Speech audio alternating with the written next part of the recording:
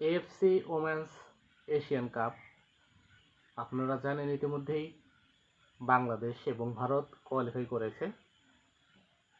3টি গ্রুপে বিভক্ত করা হয়েছে।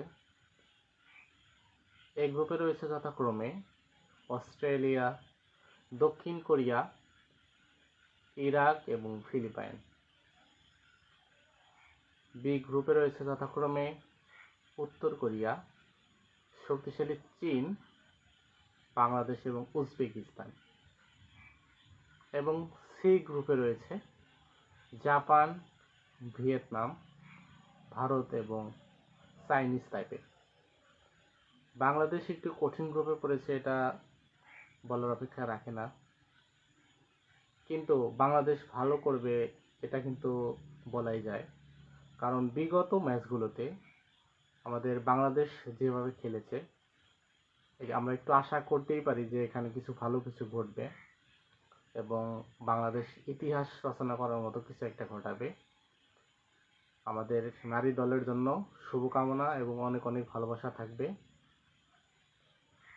পাশাপাশি আমাদের পার্শ্ববর্তী দেশ ভারতের জন্য শুভকামনা থাকবে। দুটো দেশ এশিয়ান কাপে যেন ভালো করে সেটা প্রার্থনা করি।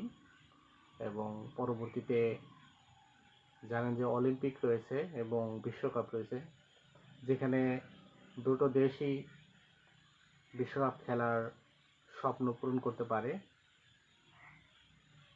তো আশা করি আমাদের নারী টিমগুলো যেভাবে তাদের সামর্থ্য দেখিয়েছে, বিশেষ করে আমাদের বাংলাদেশ নারী দলকে সাপোর্ট করছি।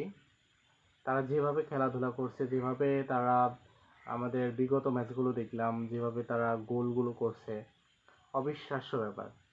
সেক্ষেত্রে বিশ্বকাপে চান্স পাওয়াটা এটা কোনো কঠিন কোনো ব্যাপার বলে আমার মনে হচ্ছে না। আমার মনে হচ্ছে যে বাংলাদেশ একটা কিছু করে ফেলবে, এখান থেকে কোয়ালিফাই করবে। আর কোয়ালিফাই করলে তো জানেন যে এখান থেকে চ্যাম্পিয়ন না হলেও কিন্তু বিশ্বকাপে চান্স পাওয়ার সুযোগ রয়েছে।